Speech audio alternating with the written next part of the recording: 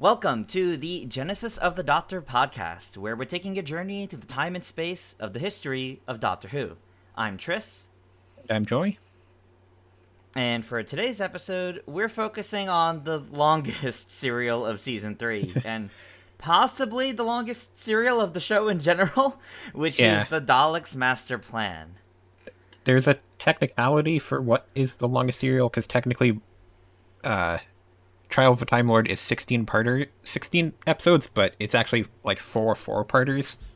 So like, technically, this is the longest one, but you can count Trial of the Time Lord as longer. Interesting. Okay. I could see why. Okay. This was kind of a mess, though, is like the big Yeah, thing I have in my notes. This was a mess. Um, I guess to kind of go through in order, I mean, we started off with Steven in really poor condition, yet strangely really well dressed, which they never really explained. yeah, and I kind of didn't realize he was poisoned in the last one. It didn't really seem like he was poisoned in the No, Mythmakers. I didn't think he was poisoned. I thought he just got cut by the sword. I guess they had like poison on the sword or something, is what they're supposed to They think. they really wanted to kill the people of Troy. Wow. Yeah. So we start with Steven in poor condition, Katarina thinking she's just on the way to the underworld, I guess, Yeah. and the Doctor, which is a really interesting crew here. And then the very second thing I have in my notes is only something I recognized from the 60th anniversary of Mavic Chen. Mavic Chen getting mentioned, and I was like, wait, we're at this story? Yeah. This is the one that everyone was complaining about that got mentioned when the 15th Doctor mentioned it to the 14th in the 60th anniversary. So as soon as Mavic Chen got mentioned, I leaned back in my chair and I went, oh, I'm in for a ride, aren't I?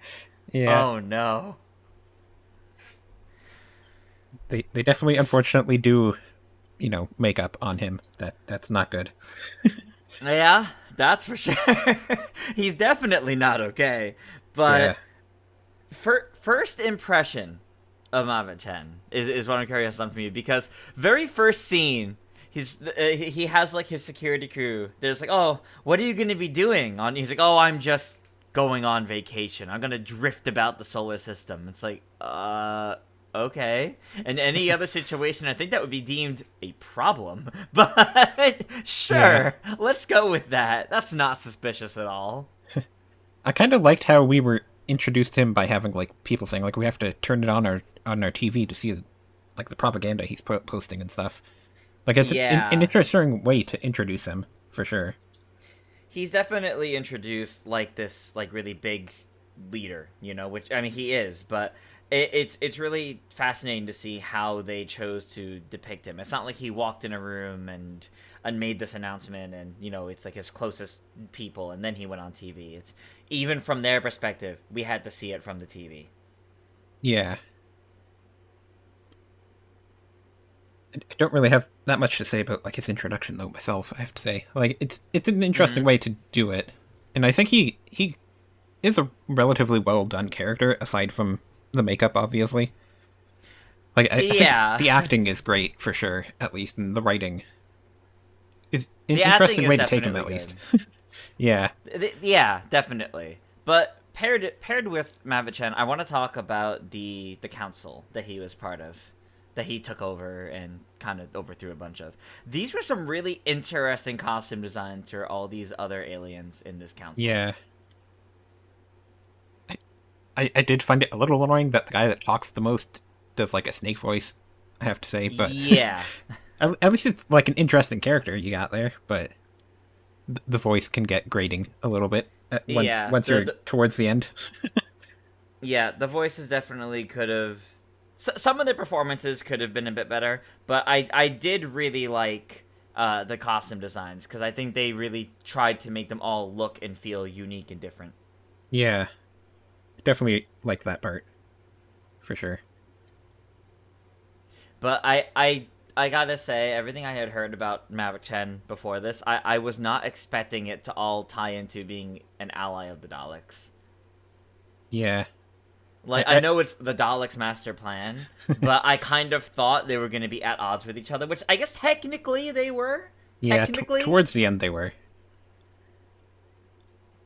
I kind of liked how they took that whole plot, though, where it's like, they're basically just trying to show you that, like, when fascists are working together, they're just waiting for an opportunity to kill each other.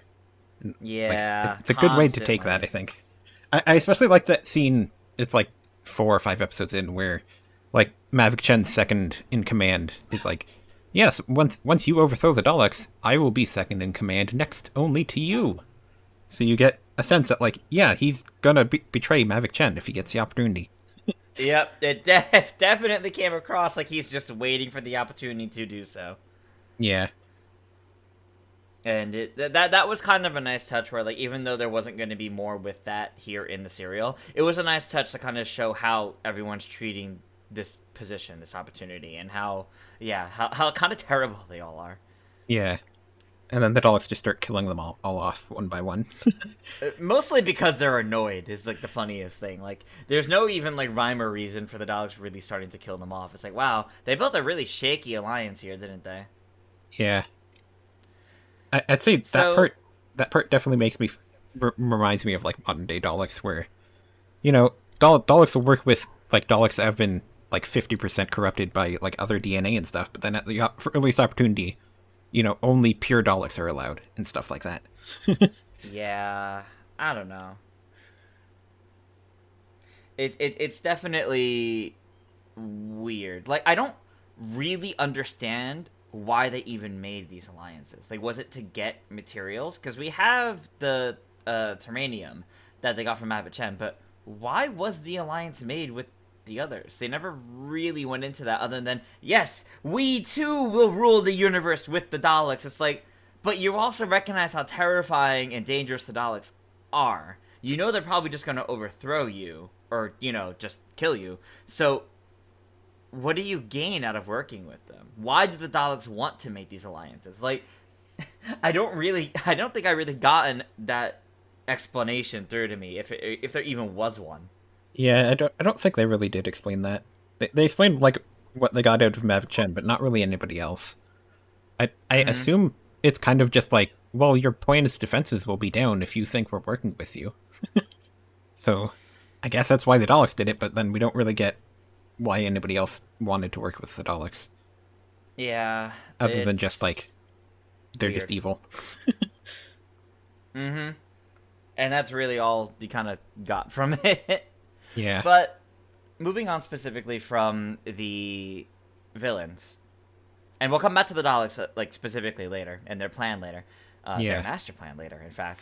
I want to talk about some of these other companions, these other main characters here. And I use the term companions kind of loosely here. First, let's talk about Brett. I believe Brett was his name. Yeah, it was. Who, Brett Vian, I think. If I remember correctly, is the actor to go on to play the Brigadier. Yeah, that's him. It's Nicholas Courtney. Yeah. You kind of felt it in, like, the second half of his performance. Like, once he really started working with the Doctor and everyone, I actually could see a lot of, like, the Brigadier in him. And I wonder if it was him playing as this character and the role he played as this character that went on to kind of inspire specifically the role of the Brigadier. Yeah. I know that he was cast in this because he was almost cast in The Crusade. He was almost going to be the king in that one, and then they brought him back here because they liked his performance. He just didn't get that part, which is kind of ironic. It's kind of ironic because, obviously Sarah Kingdom is played by an actress from that same story. Yep. But yeah, I think this probably helped get him in the minds of Doctor Who writers because, like, he did a pretty good role here. He did a really good job, actually. And I really like how his character was handled. He's kind of, like, might be an enemy, mostly because he doesn't really understand what's going on, and he's kind of getting in the Doctor's way and the Companion's way, but they end up working together, and clearly he's a good man. Yeah. And I think it was his character, but, like, I liked the bit at the, like, when he's with Steven and the Doctor. He's like, "Will you stop yapping?" And then the Doctor's like very Yeah. offended by that. Yeah, and to the point where he does it right back to him. Yeah. I kind of like when they have like it was good. just like kind of friendly conflicts between the characters like that. Yeah. I will say, though, I'm surprised that Brett died, especially as early as he did into the story. Because it felt like he was going to be, like the pair from Keys and Marinus. I felt like he was going to be a companion throughout the entire story. Yeah, it definitely felt like it came a bit out of nowhere when he dies. It did. Especially by Sarah. Yeah, who we then find out is actually his sister. And then they never do anything with that again. Nope. Nope. She doesn't even like bring up like when she meets Mavic Chen that she murdered her brother for him. Like, no, she doesn't even mention it. Nope. Doesn't even try to like get Mavic Chen to, say it isn't true, or anything like that. Like she just, oh yep, there he is standing with the Daleks. I guess the Doctor's right. Yeah. Despite how hard of a time she had believing it. Speaking of characters dying, though, obviously Katarina died very soon before Brett. This is. It definitely feels like they just kind of they just wanted to get rid of her, so they just kind of did it immediately.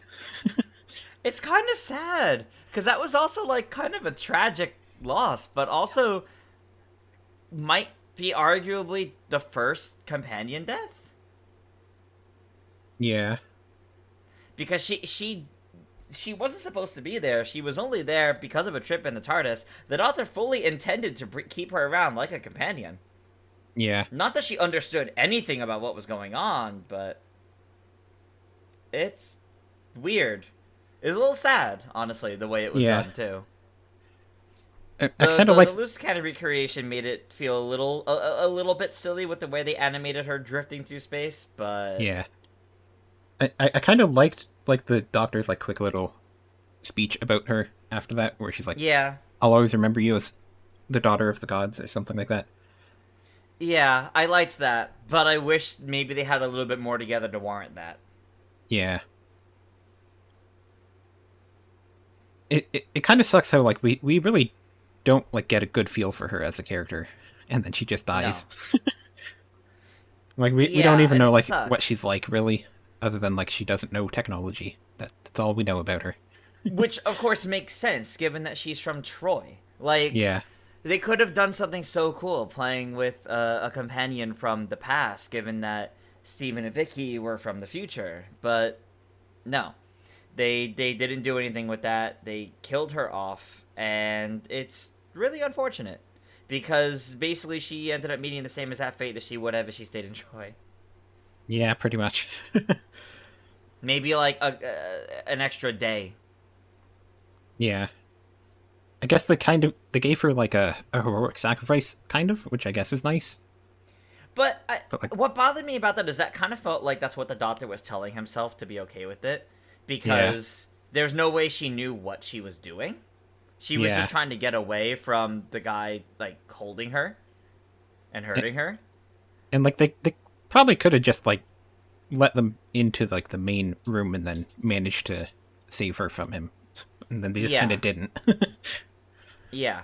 Like, the Doctor's like, oh, she sacrificed herself, she wanted us to be safe and she sacrificed herself. It's like, well, no, I don't think she intentionally did that. Obviously, we could only tell so much from the loose cannon recreation, but it seemed a lot more like that was an accident, as she was just trying to struggle against him. It's possible that she also, like, maybe didn't even understand they had left the planet, because that's obviously not an idea she would have known. Exactly. So, like, opening the door to the outside would be fine if you were still on the planet. Yeah. It's just sad, I think. I think she should have done more. I think it was definitely impactful. Like, that's our first companion death. Whether people could count her properly as a companion or not, that's debatable, sure. But first companion death, ultimately. It was sad, especially, like, literally, 3 episodes after Vicky stayed behind? Yeah. And I will say, I've found online people saying that originally Vicky might have died here, but I'm not sure that's actually true, because, like, Katarina was originally going to be around longer, so I'm not sure if the Yeah. death scene was supposed to be a death scene or not. Like, some people are saying Vicky would have died here, but I'm not sure I believe that. I gotta I say. think that's just I think people just estimate maybe if she didn't leave when she did, she would have been killed here. She would have filled the same purpose or something, which I guess I could see happening. But I still feel like it wouldn't have played out anywhere near the same way. So Yeah. I don't know. But I don't know. I think Katarina, I would have liked to have seen more from her. Maybe her role, her death at the end, maybe being a little more impactful and replacing a different character's role in this being Sarah. Yeah.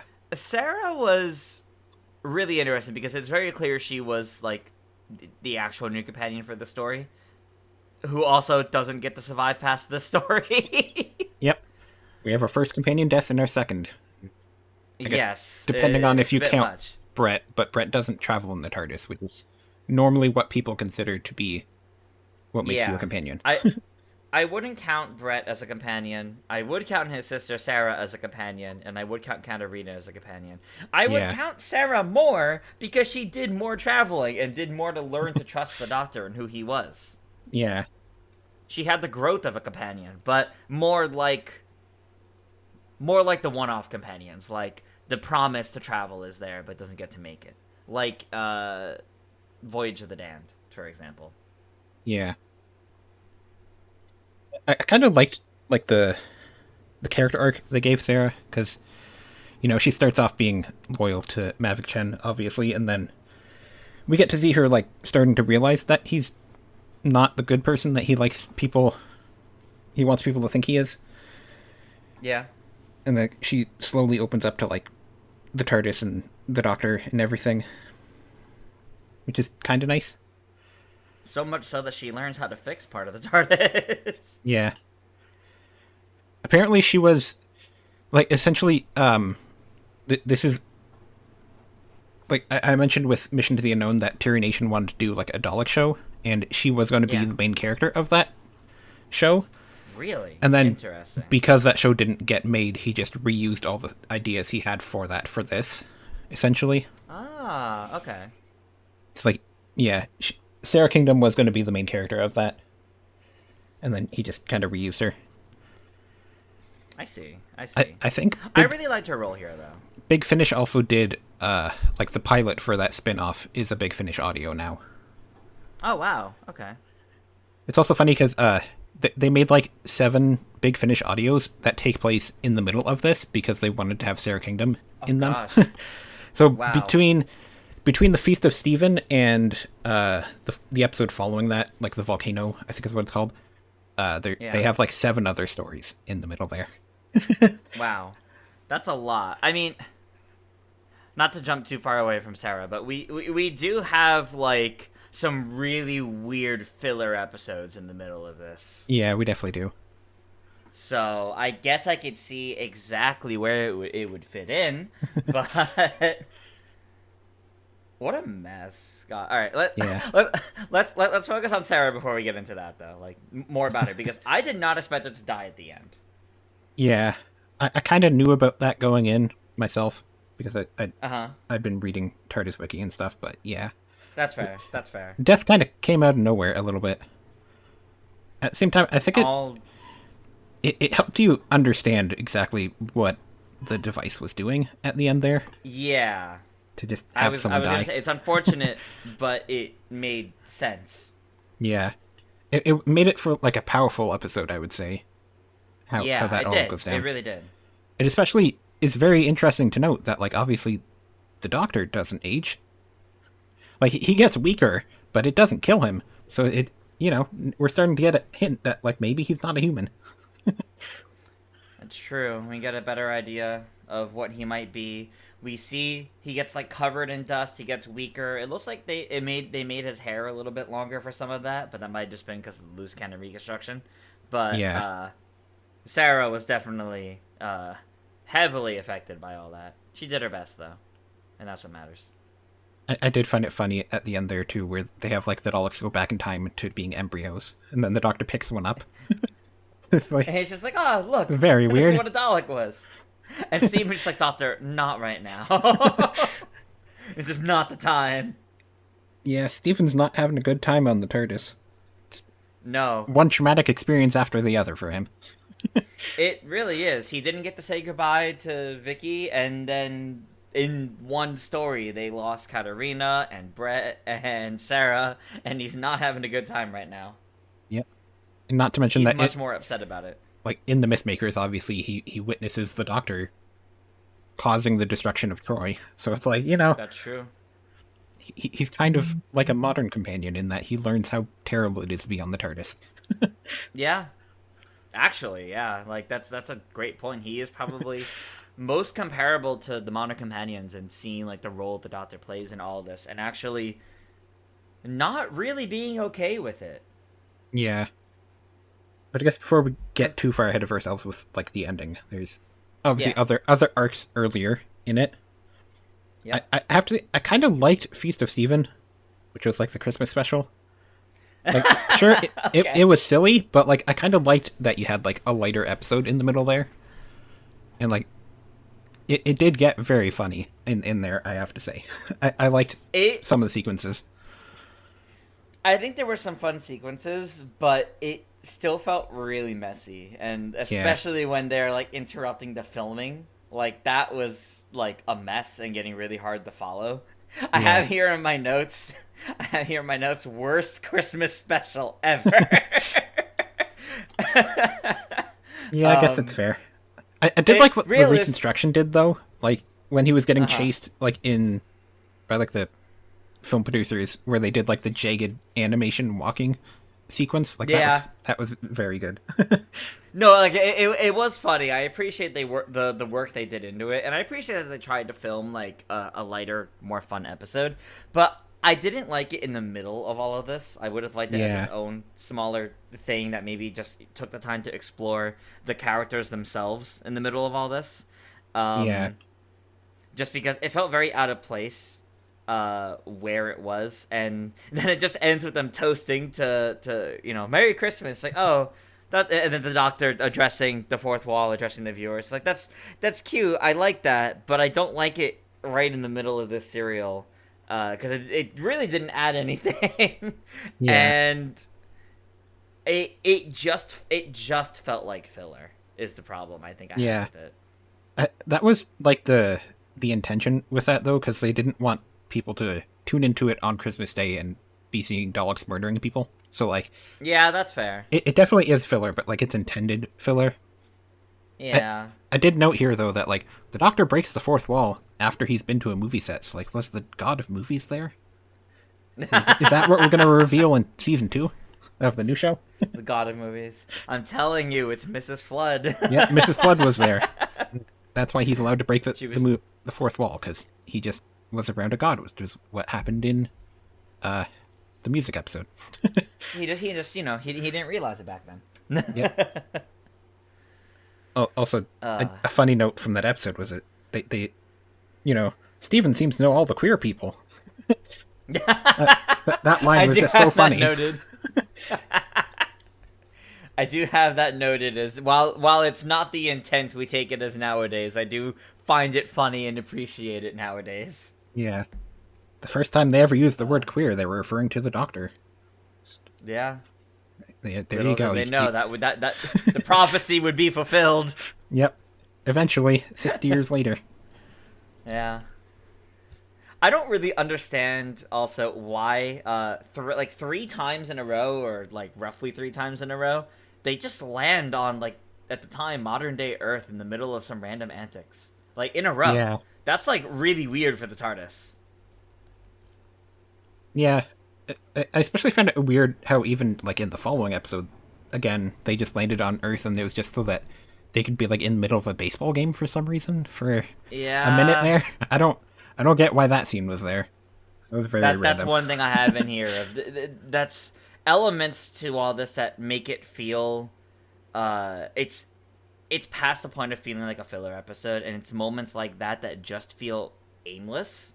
More aimless than elements of the chase that I think actively take away from everything going on instead of adding to it, especially when this is already a very long serial at 12 episodes. Yeah. We could have trimmed it to at most 10 by cutting a lot of this. Yeah, I think the issue overall with it is that, like, it's 12-part serial, but then they have, like, 4 different stories in the middle of it. So none of the stories get to fully breathe on their own.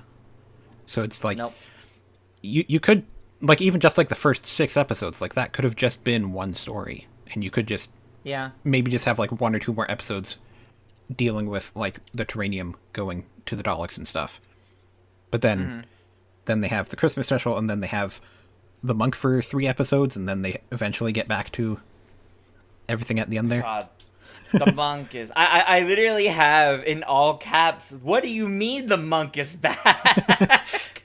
Yeah. That was so out of nowhere. I wonder if... I like the role he played, but... The second half of this serial was written by Dennis Spooner, who was the one who did The Time Meddler, so I kind of wonder if it was his idea to bring the monk in there. Because I could see it. Terry Nation wrote episodes 1 to 5, and then also episode 7, which was the Christmas special, and then Dennis Spooner handled all the rest because Terry Nation was too busy with a different show at the time. So okay. I have to wonder if it was his idea to bring back the monk, because maybe he just liked the monk and was like, hey, if Terry Nation gets to bring back his villains, I want to do that too. Oh, God.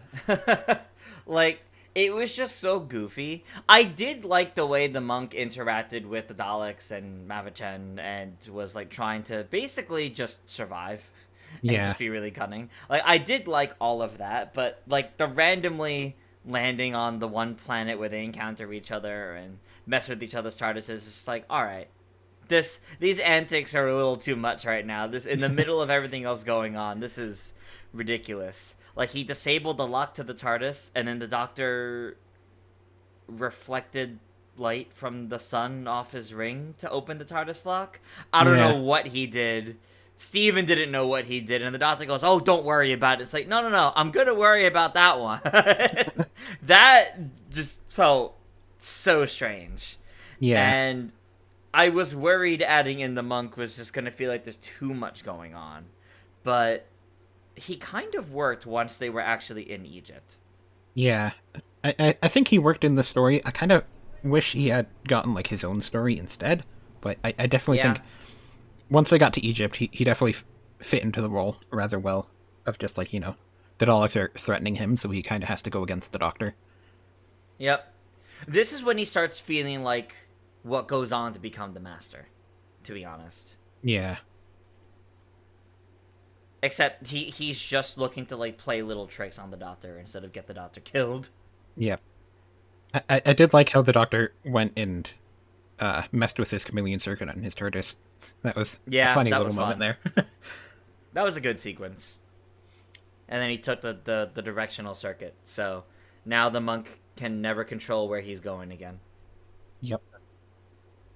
I will say that since I watched the Tales of the TARDIS for the Time Meddler, this was the other spoiler that was mentioned in that. Yeah.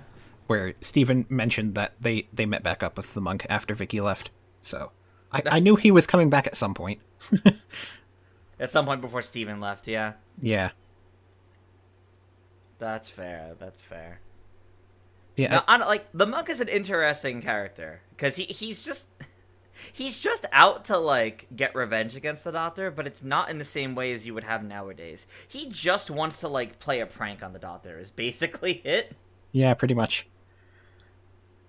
It was also very funny how, like, the Doctor just decides to wrap him in bandages and put him in a sarcophagus for some reason. Like, why do you do that, Doctor? What for did that some accomplish? reason. The Doctor's also feeling a little silly. Yeah. He's definitely very silly at times. We saw a lot of that in this serial, actually. How even in the midst of some of these, like, really serious moments, this Doctor still likes to be silly. Yeah. Like, he's definitely trying to be more of, like, the old man at whimsy and silliness, more so than he was in the very first season. Yeah, for sure. I would also like to note that episodes 5 and 10, which were 2 of the surviving episodes, were just kind of randomly found in the basement of a church in London. and no one has any Oh, idea why they were even there in the first place. wow. It's a very funny story there. Episode That's two, definitely interesting. episode two came back like in the mid 2000s, so that was later on. Those two, I Okay. think, were like the early 90s or maybe the 80s. They found them there. Hmm. Just- no one has any idea why those two episodes were there. Wild. Fascinating and wild, and we'll never get that story. We'll never know. And that's gonna eat away at people. Also, in the novelization of Twice Upon a Time, apparently the 12th Doctor has a VHS copy of the Daleks Master Plan, and he mentions like, What? there are people that want to get this back, and maybe someday I'll give it back to them. It's like, Okay. I don't know That's why pretty he has funny. a VHS of Doctor Who, but I guess he does. It's canon, I guess. That's quite silly. Yeah. So, let's talk a bit about the whole end to this. The way Mav Chen gets stopped, the way the Daleks get stopped with their like time disruptor, the time destruction device, and everything. Because there was kind of a lot, and I gotta be real, I don't really understand how the Doctor got separated from the companion so badly that it led to this, and then just casually met up with them again in the middle of the Dalek base. Yeah. Apparently, in that episode, he was originally supposed to be there with them, and then TARDIS Wiki's not even sure why he was just kind of removed from that episode. But It's weird. yeah, he just randomly disappears, and then he just randomly comes back at the end of the episode. Yeah, that definitely Yeah. was very weird. I was like, I went back. I was like, did I miss why they're separated again? And Yeah. it didn't really explain it well enough. No. So Like apparently in the original script, he was there with them, and then they took his lines and gave half them to, I think they gave all of his lines to Steven, and then took some of Steven's lines and gave them to Sarah. And it's like, interesting. I don't know why he disappeared. And TARDIS Wiki didn't even have an explanation as to like he was sick or something. So I don't know what happened there. It was the fact that it's a 12-episode long serial really getting to all of them. Yeah, maybe. Starting to lose the plot a little bit. Like, okay, we have Steven and Sarah really getting stuck over, oh, this could be a trap. Oh, but this might be a trap constantly. Yeah. They set the delegates free because the Daleks betrayed them. Mavat Chen, for some reason, still convinced he has control over the Daleks, despite the Daleks betraying him. Blows up his own ship for some reason, only to immediately appear to put the companions at gunpoint to turn them into the Daleks.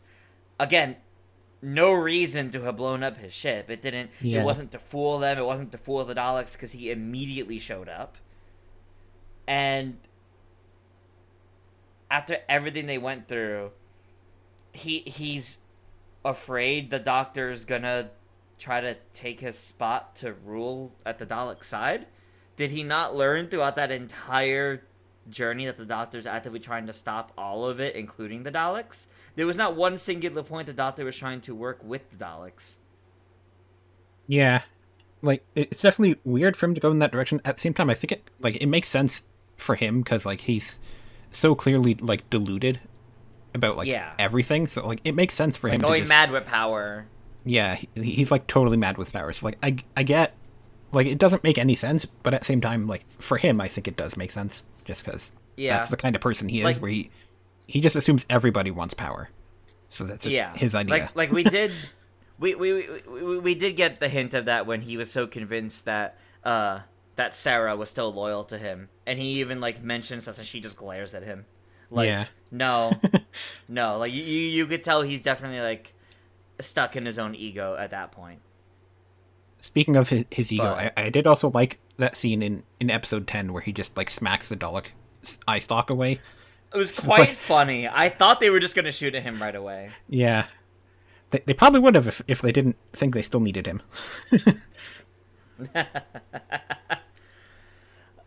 You could tell the Daleks did not like working with him the whole time. Yeah. They were probably very happy to kill him at the end there. Probably.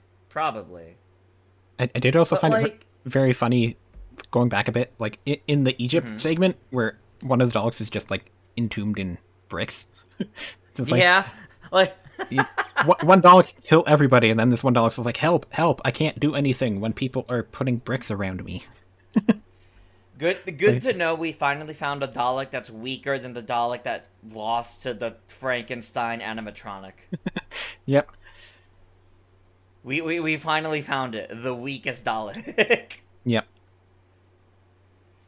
Oh man. And then I will say it was satisfying to see them take out Mavic Chen though. It was satisfying to see like his power, like he went like too far in his quest for power, assumed way too much, and literally tried to assume he just had control over the Daleks for some reason, when you could tell it makes no sense to think he's in that position. yeah, And they're all just staring at him. They're not even trying to kill him yet. They're just staring at him, watching him have this breakdown. yeah, they just stare at him silently until he runs out of the room, and then they're like, well, now we can kill him because he's away from all the important equipment. Yep, basically. And then he yells about being immortal as he gets shot down. Like, I think he's obviously, there's pretty big issues with the way that they handled like the appearance of his character, but I think he's a very good, well acted character, and I think a well written character. Yeah. Apparently, I do agree. this actor does come back in other roles where he's not doing weird blackface stuff, so we will get to see Okay. a better well, like, we will get to see him doing a character again where we don't have to be like, well, half of this is bad. Yeah, So- that's true. That's true. We do get to I see will good say, more of though, this acting. everything we got out of Mavic Chen in the end, now that I, like, saw his entire run, I'm thinking back, did we really need to mention him in the 60th anniversary? Like, was he really that much of a threat for the Doctor to remember on? Yeah, I don't know. Because it really didn't feel like it.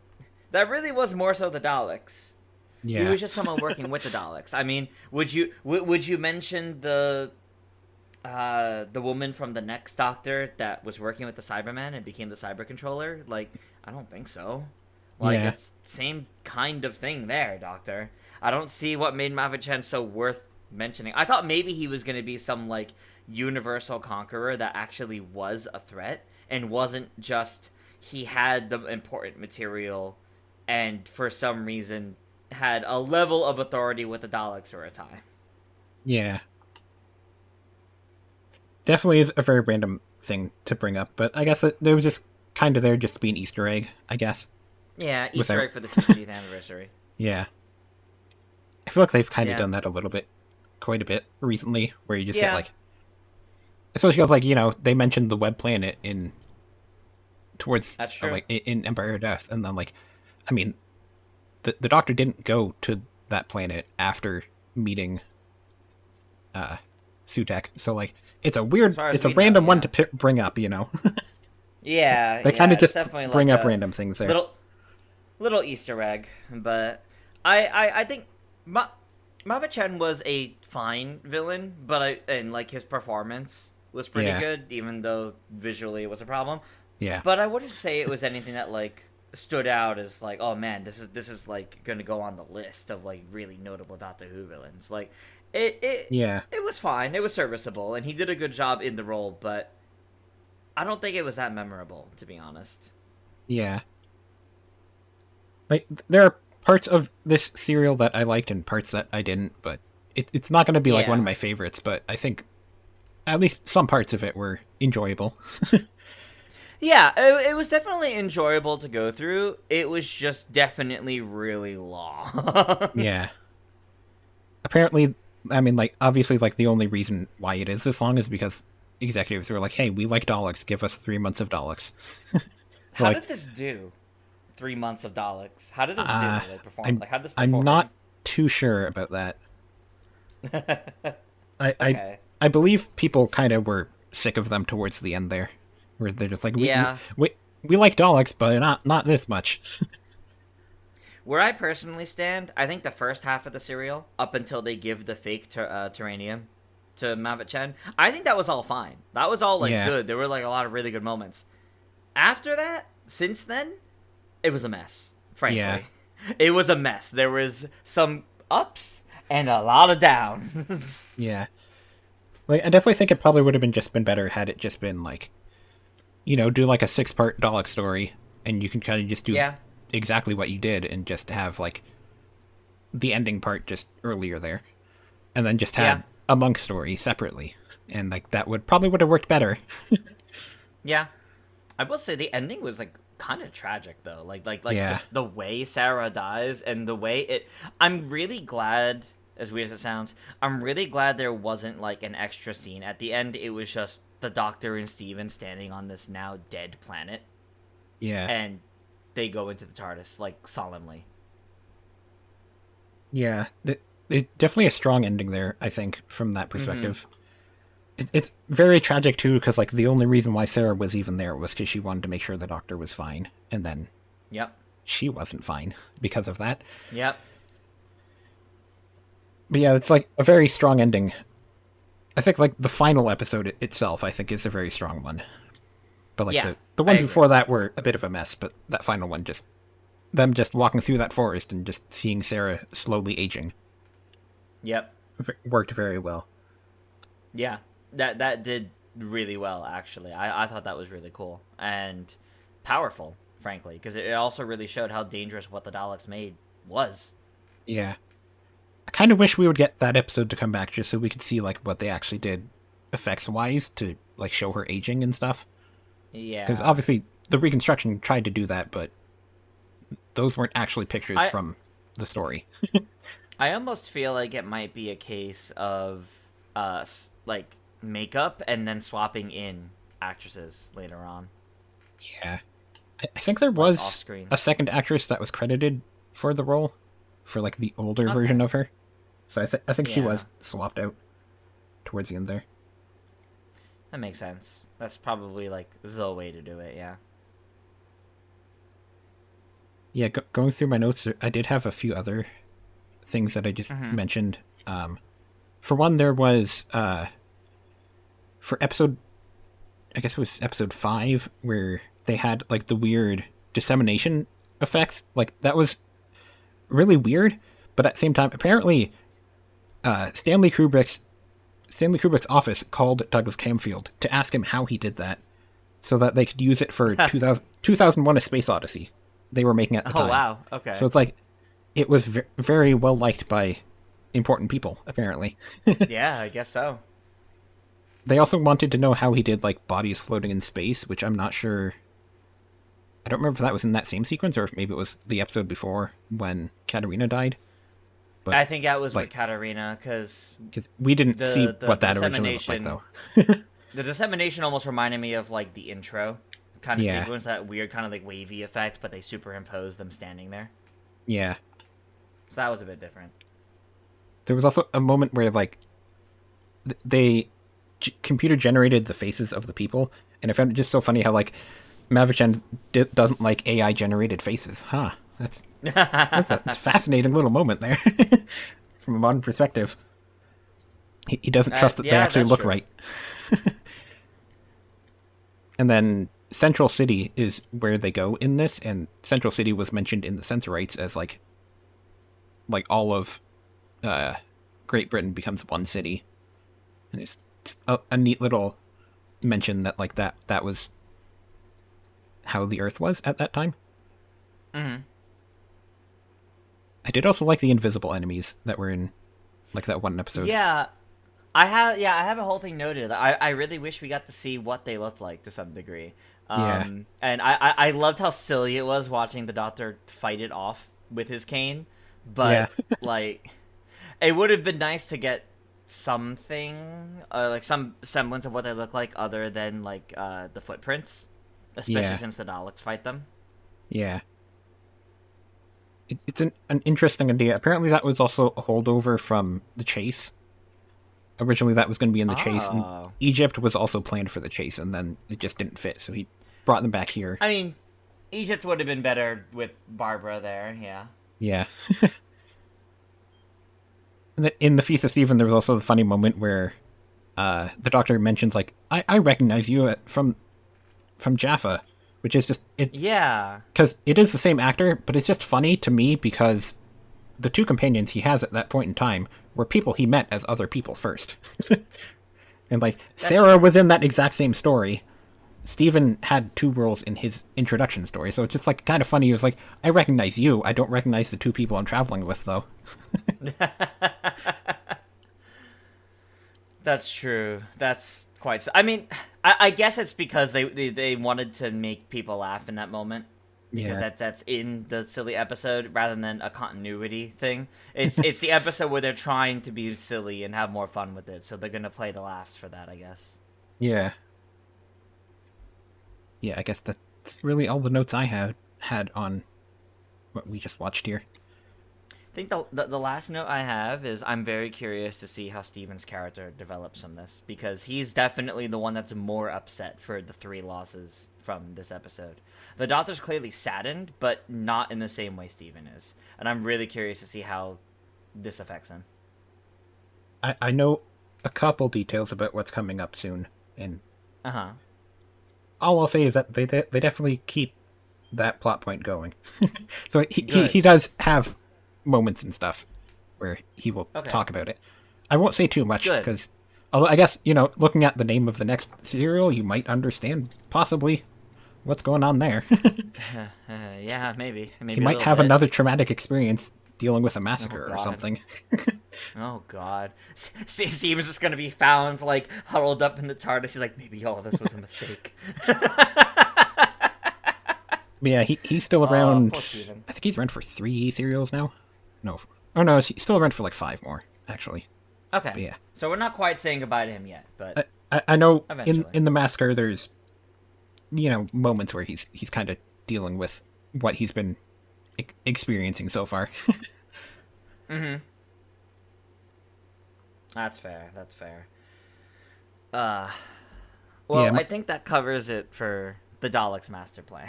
My overall What thoughts a- are that What a journey. there were strong ideas in there. It was also just way too long though, and you could have Yeah, split it up into 2 different stories and it would have worked a lot better. yeah. Like- They could have really tightened it up a lot. I think there were some really good ideas here, though, for sure. While I kind of liked the monk's role in this, I think he's a bit wasted in that like he's not getting his own story, Yeah. Like you could have brought him back for his own story and had him continuing to try to do what he used to be doing, and like we don't even really get a sense of like he's trying to mess with history and stuff anymore. It just isn't a thing anymore in this story. No, he's just trying to mess with the Doctor specifically. Yeah. Obviously though, he does come back for Big Finish. So does Sarah Kingdom. Also, I think Sarah Kingdom has like a relative by the name of Anya Kingdom that is like another character that's in Big Finish. Oh, okay. And I think Katarina has like 1 Big Finish story. I think What would they do in her Big Finish story? the premise is that the second Doctor's TARDIS crashes into the first Doctor's TARDIS, which alters the history, and then so it's like okay. they crash into it, and then like the events of Daleks Master Plan don't end up happening, and then he has to unfortunately make it so that it does, because if the Doctor doesn't show up there, Wow. then the Daleks get their weapon. So he has Yeah. to fix history, and unfortunately, that leads to Katarina dying. Okay. But then That does sound like an interesting story. Yeah. And then I think there's like a short story they released about her in the underworld and stuff as well, but she's not Okay. in that much. Yeah. I think as a whole, I liked the highs of this serial, but the lows definitely made it drag on way too much. The highs Yeah. being how it handled the departure of these characters, like the character deaths. I think Yeah. was really, really well done, because we've not had that yet. Yes, there's Yeah. been random characters that die, but to have like major characters die, we've not had yet. And I thought it was done really well with them. Yeah. All right. Well, I believe that brings us into some news, which isn't much, which is thankful since we spent a long time talking about the Daleks Master Plan. Yep, sure did. But in terms of news, we have the 15th Doctor and Ruby Sunday are getting 2 audiobooks. Not audio dramas, but like specifically like audiobooks. Like they're narrated by a specific person, one of which being by Susan Twist. So I imagine in there they're encountering another Susan Twist. I don't even know what to call it. Not doppelganger, but just another instance of her somewhere. But I imagine there are two stories that take place during season 1, and that should be interesting. Audiobooks are, in general, like Doctor Who stories, are actually pretty good. I've picked up a few of the books over the years. I haven't really listened to any of the audiobooks specifically, because when it comes to the audio ones, I do prefer the audio dramas, like the Big Finish ones. Yeah. But seeing that they're getting new books and audiobooks is good, because that is more adventures with these characters. Yeah. I know they've gotten a few books as well, because like I was looking at the website for all of these, and there was another audiobook that was coming out, and I was like, why didn't they mention this one? It's like that's an audiobook adaptation of a book that already came out, I think. But okay. But yeah, like these two audiobooks are, one of them is like they go to a beach where, on an alien planet where people, like if people go to that beach, they lose their memories and stuff. And then the other one is a Sasquatch story, which apparently if you get stung by a Sasquatch, you lose your memory, which it's kind of funny that they're like the same concept, but they're both about memory loss. All right. Yeah. Interesting. Also, apparently Susan Twist narrated 73 Yards audiobook. So she's already done that already. Nice. And while I was looking at that, I also noticed that Dan Starkey, who plays Strax, did Rogue, which is very random to just have him do that. That is random. Especially since they're not bringing Strax back. Come on. Yeah. I'm kind of Strax is the ultimate ally. He plays butler to two lesbians. It's kind of worth noting, though, that like we are still getting multimedia stuff that is not from Disney, which is kind of worth noting, because I was kind of wondering if like, will Big Finish get the rights to the 15th Doctor, because like does Disney own like the entire copyright there, sort of, but it seems like not, because this is Penguin Books, and I know Disney has their own book publishing arm, so like they could have done it with Disney, but they didn't. So I guess it's worth noting that like Disney only seems to own the TV show production and nothing else. Because like we also have the comics are done by Titan Comics, and like that didn't move over to Marvel when the 15th Doctor showed up. That's true, though. Yeah, you're right. It's definitely Disney only has the rights for the TV show and spin-offs and whatnot, but not the Doctor Who IP as a whole. That's important to note. I might pick up these audiobooks, I'm not sure, because similarly, I like Big Finish audios a bit better than just audiobooks. And I don't think these two have like regular book versions either. I'm not sure. Looking at the website, it didn't seem like they had physical versions or anything, so... That's a shame. I think I would prefer the physical books for them, but... Yeah. That's alright. Yeah, that was basically the only news that we've had recently, from what unless I forgot something. That's the only thing that comes to mind for me. I mean, obviously, the War Between Land and the Sea has started filming and script reading and whatnot, but that's not really, like, big news. We're just gonna keep hearing little things about that as it goes. Yeah. So, normally, this would be the point where, you know, we would get some input from you guys in chat. So if you subscribe to our Patreon for $1 a month, you can get into our Discord, where we'll be encouraging discussions between episodes, and you'll also get early access to these episodes as soon as they're done, basically. But for a little bit of a higher tier, for $5 a month, you'll be able to watch us live as we record these. And that's where we have this handy little side chat. So if during our discussion here you have like the most intense thoughts about how the monk was the most important character in Daleks Master Plan, and we need to go over that, you could be putting that into chat, and we can go over that and have a very thorough, interesting conversation about that.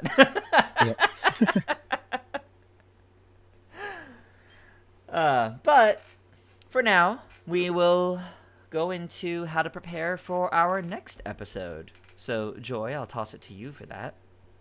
Yep. So next episode, we will be watching The Massacre and the Ark. The Massacre is technically also sometimes called The Massacre of St. Bartholomew's Eve, but they kind of shortened the name for like later releases.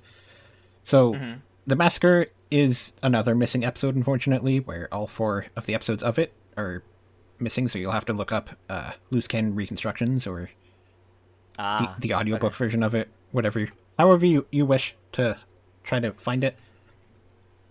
I would like to note that something particularly interesting happens in the massacre where there is another character portrayed by William Hartnell, who is the villain of the story. So, kind of interesting. So that happens here. Watching it. I know a few of the future Doctors do similar things, but this is like... I guess technically it's the second time because he also portrayed the Robot Doctor, but this is like a character... That's all different. This character has nothing to do with the Doctor, from what I understand. He just kind of coincidentally looks like him. I'm not sure if it was originally written with the intention being that he's going to play him, or he's just like, I would like to also play this character. And then maybe they rewrote some scenes. I'm not sure exactly. But yeah. There's definitely a case, there's like an interesting case study of actors and actresses on Doctor Who that are, normally the heroes and the main characters, clearly like going aside some higher up. They go, hey, can I play a villain? Can I try playing a villain? And then you just see how it goes, because like Clara's done it, the 11th Doctor's done it, like so many, like you have that a lot actually throughout Doctor Who, and I feel like it's just to see how they can do with it, just to add to the amount of roles they can say they've played and like the range they can have. I'm sure there's more to it than that, but that's kind of what it feels like from a viewer perspective. Yeah. I know the second Doctor and the fourth Doctor also do a similar thing for story. I think the fourth Doctor, it's like a shapeshifter situation, and I think the second Doctor is just a similar where it's like, coincidentally, this character looks a lot like the Doctor. Sure, alright. And then, so we'll be watching The Massacre and also The Ark.